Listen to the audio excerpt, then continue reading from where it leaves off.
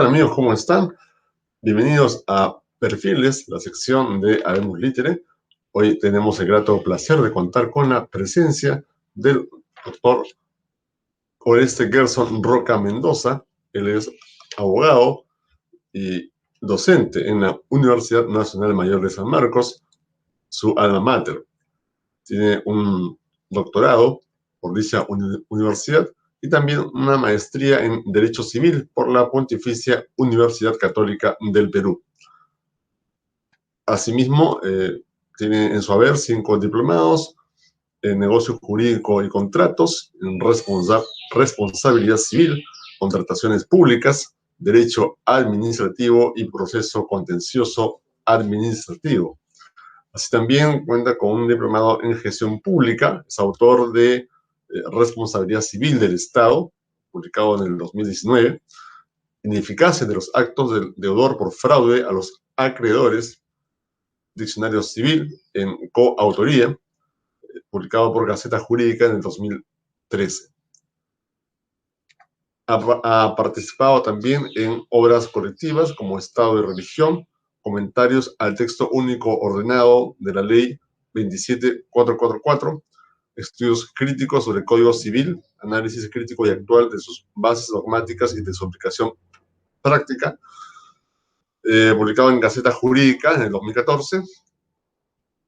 Del mismo modo tiene numerosos artículos en su haber, uno de ellos publicados en revistas indexadas. Bien, agradecemos la participación del doctor Oreste y sin más que agregar, doy el pase a Nicole Mejía para llevar a cabo la presente entrevista. Adelante, Nicole. Muchas gracias, profesor Daniel.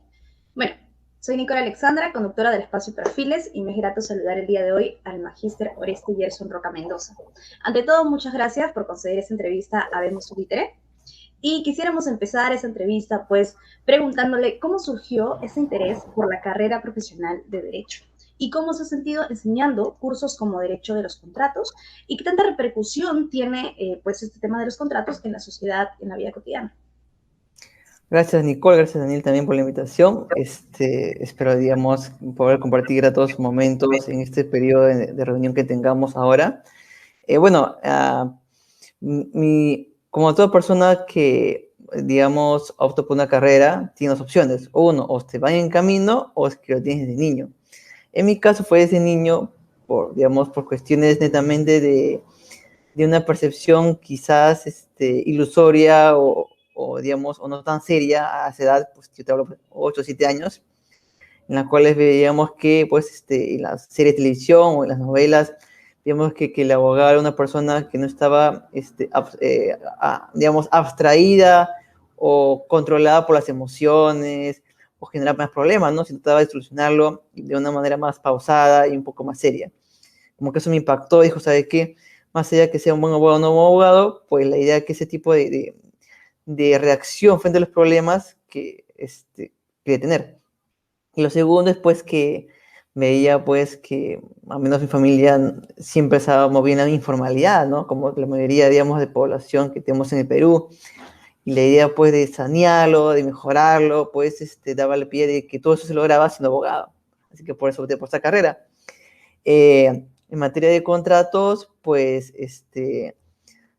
usualmente vino de mí a través del negocio jurídico, porque era un tema que me gustó mucho en segundo año, pero recién en tercero y cuarto fue en la cual llegó a poder empalmarlo junto con el curso de contratos. Fue, digamos, que junto con validaciones y contratos de negocio jurídico, me dio la idea, surgió en mí más el interés de abocar maestría civil y sobre todo los temas de los actos contractuales. ¿Por qué? Porque a fin de cuentas notaba de que lo que más, digamos, relevante, tanto de manera dogmática y también de manera práctica, eran los contratos. Un buen contrato resuelve problemas. Entonces, mi idea original, ¿no? Si quiero resolver problemas, entonces tengo que, digamos, desde el inicio, configurarlo de mejor manera. Y al menos mi experiencia profesional hasta ahora, también con mis compañeros, obviamente ha reafirmado la idea de que si tienes un mal contrato, pues vas a tener grandes problemas. Pero si tienes un buen contrato, buen redactado, buena aclaración, pues vas a ahorrar muchísimos problemas, amistades, exparejas, así que ese, digamos, lo que a mí me lleva a que cuando se dicte un curso de contratos, no buscar tanto a generarse problemas, a aplicar, digamos, el tema de judicialmente resolverlo, y de arbitraje, sino incidir mucho en el tema de la negociación y la celebración del contrato para que lleve a una ejecución adecuada, ¿no?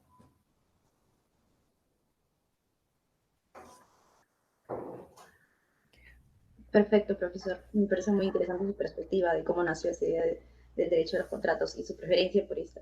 Profesor Daniel, ¿algo que agregar? ¿Algún comentario? Sí, lo que pasa es que había dejado para evitar el ruido del ambiente. Sí, en realidad, claro, como se dice, ¿no? La ciencia del derecho, ¿no? También se le conoce así. En realidad hay un trabajo minucioso de indagación, ¿no? Y bueno, es toda, pues, digamos, una actividad en la que se tiene que tener el mayor cuidado posible. Eh, y esto de los contratos es muy interesante, inclusive va a haber justamente un tema dentro de la entrevista que lo vamos a tocar en su momento. Bueno, adelante, Nicole. Sí, eso era lo que quería comentar. Sí, profesor, tal como usted Sí, afirma, por favor. es algo que vamos a ver en nuestra vida cotidiana casi siempre.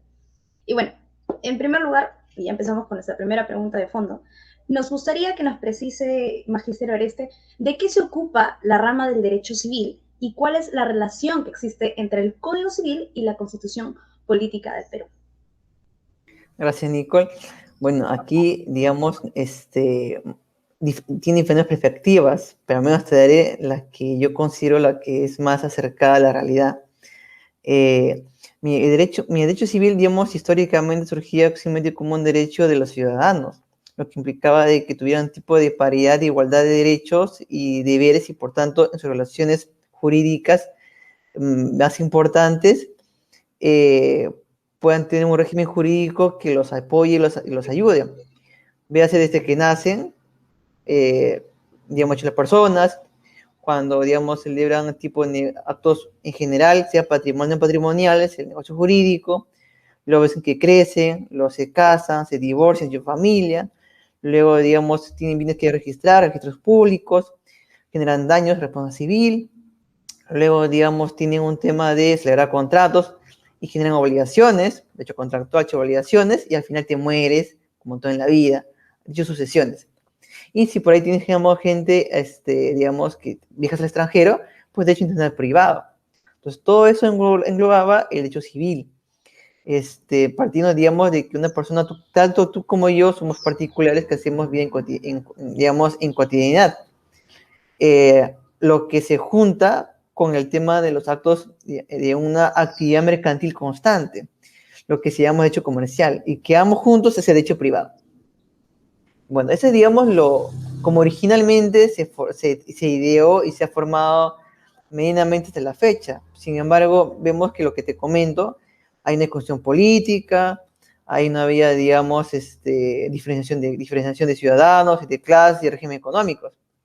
Así que vemos que el derecho civil, si bien tiene esa noción histórica, de regular todas las relaciones más importantes que la persona en su vida humana desarrolla, vemos de que por encima de eso hay una norma que tiene que ser perenne y tiene que ser constante y que no puede ser, digamos, modificable por los intereses particulares de las personas, que siempre se ha demostrado en toda la historia. Tenemos, digamos, gente con un poder de negociación muy alto, un poder de negociación muy bajo, un desequilibrio de poderes, desequilibrio de información. Vemos también de que no todas las personas tienen los mismos derechos y deberes históricamente reconocidos, y muchas veces el derecho civil está basado en la legislación como reconocimiento de, digamos, hechos jurídicos y actos que tiene la persona humana.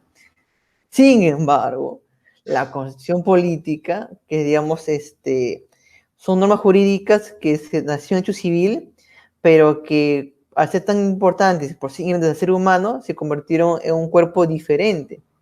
Un cuerpo normativo que implica de que no importa qué tanto cambien tus relaciones civiles, jamás debería, digamos, violar esas normas de carácter originalmente civil, pero que ahora tiene un basamento más relevante y ligado al tema constitucional, porque se encuentra en una normativa diferente que es la Constitución Política de Perú.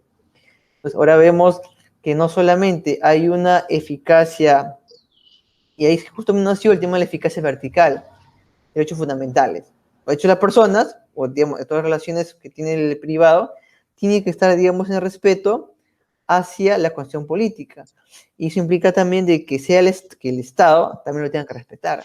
Entonces, una relación entre Estado y persona, ese respeto vertical, pero también un respeto horizontal, que es, digamos, el efecto horizontal de hechos fundamentales, entre también los particulares. Entonces, todo eso está basado no tanto en el derecho civil, sino en el tema constitucional. Y como está en la cuestión política de Perú, va a implicar de que eso va a irradiar en todas las ramas jurídicas, en el derecho también el derecho civil. Por eso, en mis clases y también en las clases, digamos, prácticamente del mundo mundial, tu constitución civil se lee, se estudia con tu constitución política al costadito. Interesante, ¿no? Claro, pues a veces la gente digamos, el común de los ciudadanos no toma en cuenta a veces las jerarquías, ¿no? Y se deja llevar por lo conveniente o lo bonito, entre comillas, que puede sonar, ¿no? Ciertos decretos, ¿no? Ciertos anuncios que aparecen, o ciertos cambios que aparecen en el Código Civil y no contemplan, pues, justamente ese rango, ¿no? Muy bien, muchas gracias por la respuesta. Vamos, Nicole. Sí, claro. Profesor Daniel, solo una acotación. Su cámara está apagada. Solo para recordarlo. Sí. Ok. Bueno, muy interesante la respuesta del magíster Oreste. Para cada campo un cuerpo regulatorio, eso está claro, pero lo que también está claro es que el derecho civil es el primigenio de todo, ¿no? Ahora, ¿qué comentario general le merece esta situación de pandemia, ya yéndonos más a la actualidad, en la cual las restricciones a las libertades individuales se han vuelto para muchos en algo totalmente insostenible, ¿no? Como la cuarentena, no poder salir durante muchos días. También en el sector económico, como las nuevas leyes de la suspensión perfecta, por ejemplo, ¿no? En el plano del derecho civil, ¿qué problemas se han encontrado al respecto? Bueno, Nicole, realmente este tema de la pandemia ha sido un golpe transversal en todas las ramas jurídicas y digamos, ya ha ocasionado una desazón tanto en los profesionales de derecho y obviamente en la sociedad en general. He escuchado, digamos, al inicio, no sé si ustedes recordarán, decían de que no cierran aeropuertos, que el Estado no debe intervenir, que, digamos, el libre mercado va a implicar, digamos, que la gente, si está enferma, pues tomar una pastilla o ir al hospital en función, digamos, de la clínica que le pongan sus bolsillos, que es un acto genocida, que la gente no salga a trabajar o no salga a pasear con su perrito, hecho de la libertad, hecho fundamental, hecho de la identidad. Entonces vemos de que la pandemia ha visto la colisión de derechos, de todo tipo de derechos, en la cual toda opción implica, digamos, esa ponderación que vas a elegir un derecho sobre otro. Entonces aquí hemos visto que varios derechos civiles, como el derecho a la libertad de tránsito, el derecho incluso a la integridad, a los temas contractuales, incluso la autonomía privada, han sido visto afectadas por el tema de la pandemia, por las medidas que han tenido que hacer los gobiernos a nivel nacional para poder afrontar y proteger un derecho que está por encima de tu libertad, por encima incluso de tu autonomía privada, que es de hecho la salud. Y evidentemente se ha preferido incluso que más allá de tus capacidades económicas que tú puedas tener, se tiene que preferir cuáles son las personas más vulnerables frente a la pandemia. Así, por ejemplo, yo te puedo indicar de que los derechos individuales de las personas en el marco de la pandemia se han reducido bastante. Incluso se han impedido los actos comerciales que no sean ligados a los elementos básicos de la pandemia, ¿no? Que es alimentación, todo. Y también vemos, pues, que los problemas que surgen por la pandemia, por ejemplo, los temas de las clínicas, los temas de los contratos celebrados entre el Estado y los particulares en un plazo determinado, los temas de las personas jurídicas que no se pueden reunir físicamente como lo hacían antes, Hemos visto que las asociaciones, fundaciones, sociedades prácticamente no se han encontrado suspendidos durante mucho tiempo. En la misma universidad no se han podido reunir las clases.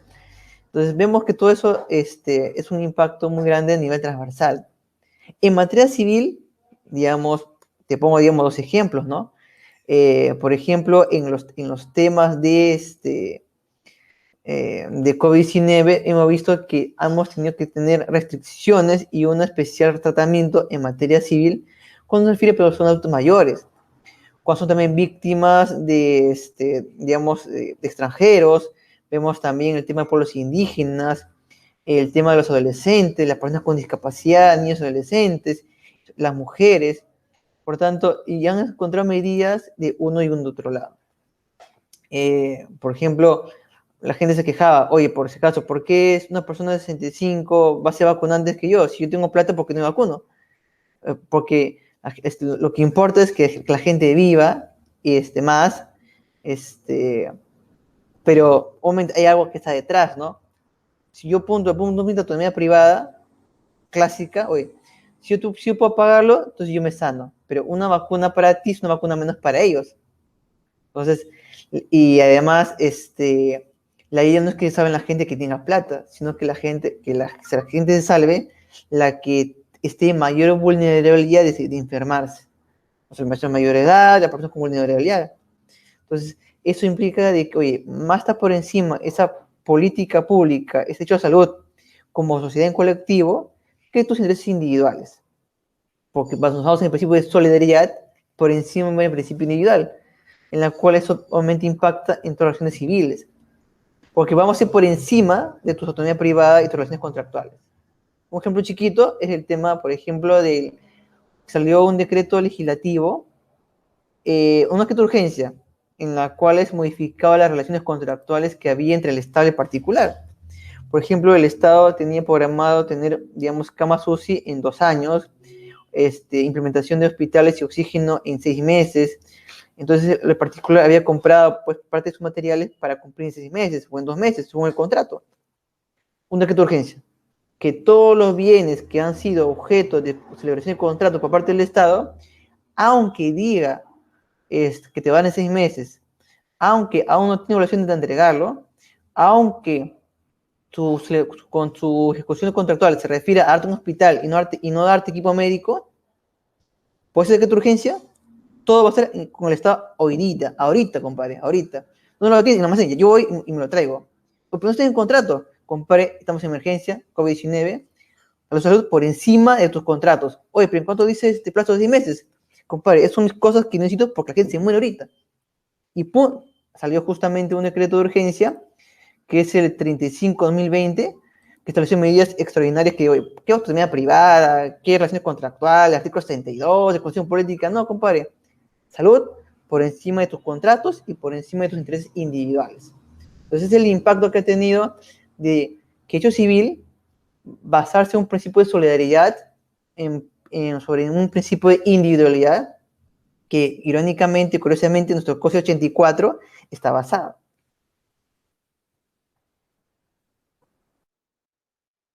Profesor, según su perspectiva, entonces se maneja esto de... Ha causado desconcierto justamente eso, ¿no? Ha causado desconcierto en muchos. Así es. Sí, claro, la pandemia ha afectado casi todos los sectores, ¿no? El ámbito económico, social, político, todo. Y volviendo a lo que estaba mencionando, ¿usted es partidario de que existe una jerarquía de derechos? Lo que pasa es que no sé si es partidario o no, esto ya está en la cuestión política de Perú. O sea, habemos referencia de que sin derechos fundamentales, que, bueno, si hablamos históricamente hay de primera, segunda, tercera, cuarta generación, pero todos derechos no son absolutos. O sea, el derecho a la libertad individual, el derecho a la integridad, el derecho a la vida no son absolutos. Y por tanto, cuando colisiona con tus derechos, hay que hacer una evaluación de la ponderación, en la cual determinemos cuáles de los derechos, en el caso en concreto, vale por encima del otro. Por ejemplo, en el tema del derecho a la vida, obviamente es imposible, pero aborto terapéutico, ¿no? Que está permitido a nivel, digamos, internacional y nacional. Falta un protocolo, pero existe protocolo. Vemos que una vida que es inviable de tener una formación adecuada como ser humano va a tener que ser eliminada para preferir la vida de la madre gestante, teniendo en cuenta que va a tener peligro su salud y teniendo en cuenta, digamos, que va a tener un daño no solamente físico, sino también psicológico. Entonces, ese es un tema. En el tema de las relaciones, digamos, incluso en el tema de las expropiaciones, ¿no? De hecho, propiedad bajo el derecho de urbanidad para generar mayor beneficio a una sociedad en colectivo. Muy bien, entonces, la propiedad es inviolable, salvo por un tema de expropiación. Punto, lo quito. Entonces, no es que el derecho de propiedad sea menor que el derecho a la colectividad. No es que el derecho a la vida sea menor que el derecho a la vida de otra persona, sino que en el caso concreto se tiene que ponderar cuáles derechos que están en conflicto directo tienen que favorecerse para evitar un mayor impacto negativo a la población y, digamos, a las personas involucradas en el caso en concreto, ¿no? Muy bien. Bueno, seguimos con las preguntas. ¿Estamos bien? Vamos bien con el tiempo, creo. Adelante, Nicole. En el caso de la pérdida de empleo por la crisis económica que están pasando la mayoría de empresas, ¿qué obligaciones se espera que cumpla el padre de familia que ve a sus hijos en régimen de visitas en esa situación de pandemia, ¿no? Recordemos que muchas personas han quedado sin empleo, sin vivienda. Entonces, ¿hay algún tipo de tolerancia que se está contemplando al respecto? Hay un tema curioso ahí, un problema así intrínseco. Los decretos de urgencia que limitan el libre tránsito no contemplan que los padres puedan salir de sus casas para visitar a sus hijos en el periodo de cuarentena. Porque originalmente no existe, solamente dice que solamente puede salir por el tema de trabajo y vincular servicios básicos. Eso fue, digamos, en todo 2020. Entonces los papás decían, oye, no tengo empleo y encima no puedo visitar a mi hijito porque eso es un motivo justificativo para salir de mi casa. Porque no está en decreto de urgencia. Y bien, es una violación a mis derechos como padre de familia. Pero sin embargo, más allá de las quejas, no ha habido, digamos, todo el año pasado algún tipo de arreglo. Informalmente los papás han salido de sus casas diciendo que voy a trabajar, pero visto a sus hijitos, igual a sus mamás. Pero es porque lo hacían de manera ilegal, ¿eh? No lo hacían por manera legal. Recién este año, cuando se ha, digamos, aperturado, digamos, los accesos a salir en un periodo determinado, los papás ya pueden, digamos, salir a sus hijos por, digamos, régimen de visita. Pero no porque esté expresamente en la norma, sino porque la norma ya ha sido un poco más laxa y por tanto ya pueden darse este tipo de liberalidades. Pero, por ejemplo, el año pasado, en estas fechas, hijo full WhatsApp, full, digamos, cámara web, nada más. Y muchos que no tienen empleo, no tienen internet, no tienen celular muy bueno, así que ha habido, digamos, un gran golpe al régimen de visita de los papás que no tienen justamente las herramientas tecnológicas para poder usarlo. Bueno, y si vemos el tema de desempleo, obviamente vamos a ver de que eso agrava más sus situaciones y ha implicado pues de que solamente si es que se encuentran en el CISFO, o sea, en un registro en el cual se determina que son personas, digamos, población vulnerable con recursos económicos bajos, van a ser otorgados al bono, para que de alguna manera eso ayude digamos, a su sustento de alimentos a sus hijos. Pero fuera de eso, por la capacidad del Estado, no se ha tenido mayores posibilidades de ayuda, ¿no? Muy complicada, ¿no? La situación. Sí, porque es difícil pensar en todos a la vez. Es muy difícil. Sí, Nico. Lo que menciona el profesor Daniel es cierto, muy difícil pensar en todos esos ámbitos a la vez. Y además, el año pasado recién estaba comenzando la pandemia, ¿no? Los agarró fríos a todos. Desde el ámbito legal, y ya más pasando mucho más a la actualidad, y tocando casos ya en sí, ¿qué se puede hacer para que los sucesos que ocurrieron en Lomo de Corvina no se vuelvan a repetir? Bueno, si tú quieres, mira, ahí tengo varios puntos de vista. Si tú quieres, si yo soy un abogado, digamos, de ultraderecha, y que considera que los derechos tienen que respetarse unos a otros, pues lo que sería es cercarlo, criminalizar esas conductas y evitar justamente y darle un fondo a las municipalidades para que invierta en los desalojos y también cercos y mallas para que la gente evite justamente invadir los terrenos de propiedad privada, porque nadie puede ganar cosas sin pagar por eso. ¿Ya? Ese es el lado fácil, pues.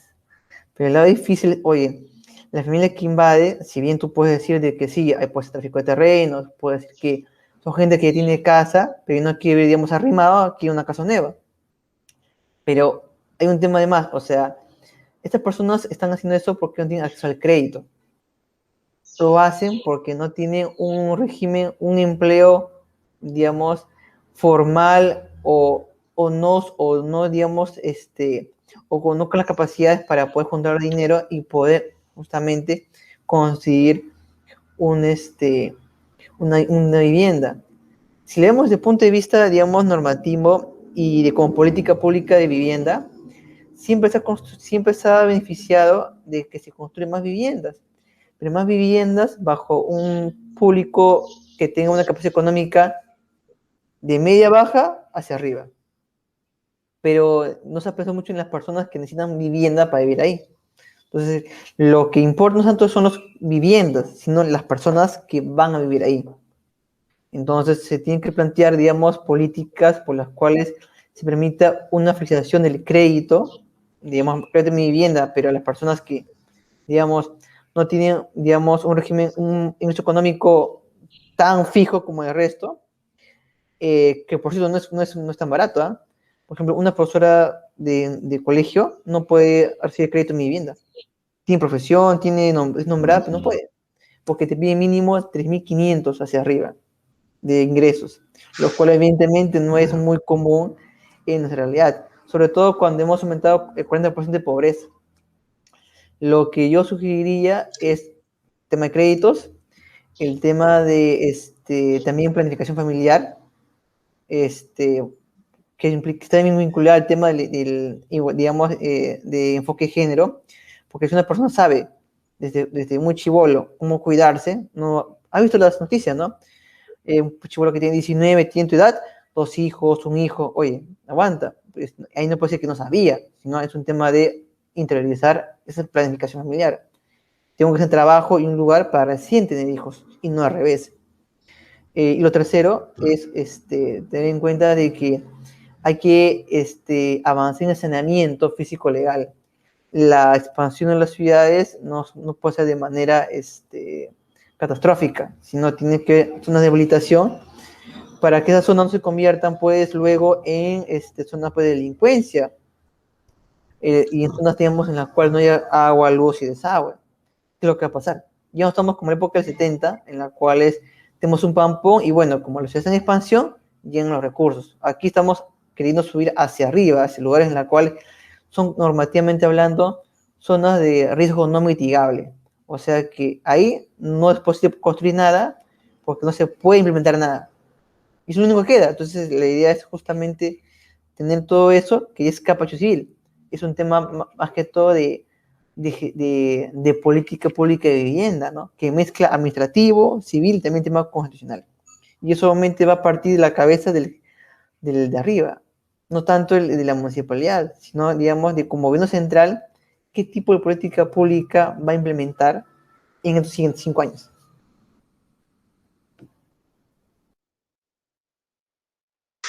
Que es un problema bien agudo, ¿no? Cuando ni bien termina uno, empieza otro. Bueno, ojalá que pronto pues se pueda resolver eso. Ya vamos terminando la entrevista. Nicola, hay una pregunta más para nuestro querido invitado por Gerson Roca. Me parece una respuesta bastante contundente por parte del profesor Oreste, ¿no? Esa falta de políticas. Uno se pregunta, ¿no? ¿Por qué este acto de invasión sigue? Porque no es algo nuevo, viene, como le comenté al profesor Daniel ayer, viene desde los 50, desde los 60, o sea, viene desde mucho tiempo, y es porque hay una falta de atención notoria por parte del Estado a estas personas, ¿no?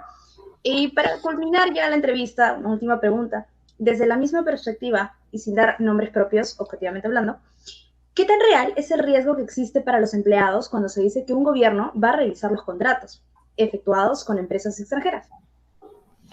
Bueno, hay un tema indirecto, ¿no? Porque realmente el empleado, así como no le chorrea las ganancias, tampoco le chorrea los déficits, así que al empleado le va bien. Lo que le va es al empresariado, oye, si tú vas a, el inversionista en general, ¿no? Sobre todo el extranjero, se estima de que cuando haces un contrato, lo importante es cuando lo negocias, y no digamos que luego de su ejecución me estás cambiando las reglas. Ojo, una cosa es revisar el contrato, que se puede, yo puedo hacer mis contratos cuando me da la gana, eso no es ningún problema, pero otra cosa es que yo quiera modificarlo unilateralmente, o peor todavía, quiero extinguirlo unilateralmente. Por ejemplo, vemos gobiernos municipales que por un tema político extinguen los contratos. Extingo el peaje, extingo esto, o sale el Congreso diciendo la ley, que se suspenda el peaje, que se suspenda, oye, pero tú no puedes hacer eso porque los contratos han sido celebrados para cumplir una finalidad económica y social. Los servicios que se ofrecen implican un costo que tienen que cubrirse. No significa de que yo no pueda revisarlos y corregirlos. Por ejemplo, yo he tenido contratos en los cuales tienen varias deficiencias en el momento de su interpretación y su ejecución. Y por lo tanto, a mí me da derecho de revisarlo y decir, oye, por si acaso, que está como caso fortuito, no es caso fortuito, es tu culpa, compadre. Entonces yo lo reviso, ¿sabe qué? Por el Código Civil, le digo de que inaplico esta cláusula porque esta cláusula es caso no imputable o es un incumplimiento del contrato. O ¿sabes qué? Yo estoy en incumplimiento, pero no hay una sanción. Yo quiero sancionarte. Oye, pero estamos viendo el contrato. No, no estamos viendo el contrato. Estoy cumpliendo lo que es el contrato y la legislación aplicable. ¿Y eso cómo lo hago? Revisando los contratos. Y claro, si yo reviso contratos extranjeros, de igual manera. Lo que yo no puedo, igualmente, lo que yo no puedo hacer es, digamos, patear tablero, porque yo he hecho mal el contrato. Y a veces mucho eso ocurre. Yo hago mal el contrato porque me guío de estudios jurídicos que a veces planchan, o a veces no planchan, lo hacen adrede, en la cual hay un desequilibrio económico entre las partes, sobre todo pues del Estado. Entonces, lo único que queda es defenderme dentro del contrato para poder justamente lograr la finalidad del mismo. ¿Eso impacta en los empleados? No, eso impacta en los inversionistas, indirectamente en los empleados. No creo que una revisión del contrato no implica, pues, que eso implica una desconfianza de los privados, porque saben muy bien cómo es el mercado. Y así con los privados negocian, modifican, hacen adenda, corrigen, igual con el Estado. Y aparte, una cosa en los contratos en general y otros en cuanto a ley. Los contratos de ley, digamos, en la cual existe un congelamiento del régimen jurídico para ellos de manera muy, muy favorable para sus intereses, cosa que es un tema muy excepcional. En general, yo estimo de que realizar los contratos o incluso darle una interpretación adecuada no debería ser, digamos, un objeto de temor para ninguna de las partes, y evidentemente tampoco da excusa de que las partes quieran asusar como si fuera algo dañino o algo impropio en las relaciones contractuales. Correcto. Bueno, mucho, mucho por aprender ahora. De verdad que le agradecemos de sobremanera a Oreste por el tiempo prestado. Sabemos de sus ocupaciones y de verdad ha sido una entrevista muy, muy interesante, muy productiva. Y dejo ahora el micrófono a Nicole para la despedida del caso. Muchas gracias nuevamente, doctor Oreste, por estar aquí. Muchas gracias, Daniel. En Perfil. Muchas gracias a ambos, profesor Daniel, magíster Oreste. Estuvimos en Perfiles con el magíster Oreste Gerson Roca Mendoza, exalumno y docente de la Universidad Nacional Mayor de San Marcos. Queridos seguidores, me despido de ambos profesores, de todos ustedes, y recuerden visitar nuestra página www.habemoslitre.com. Somos letras y comunicaciones para el mundo. Hasta pronto. Hasta pronto. Nos vemos. Nos vemos.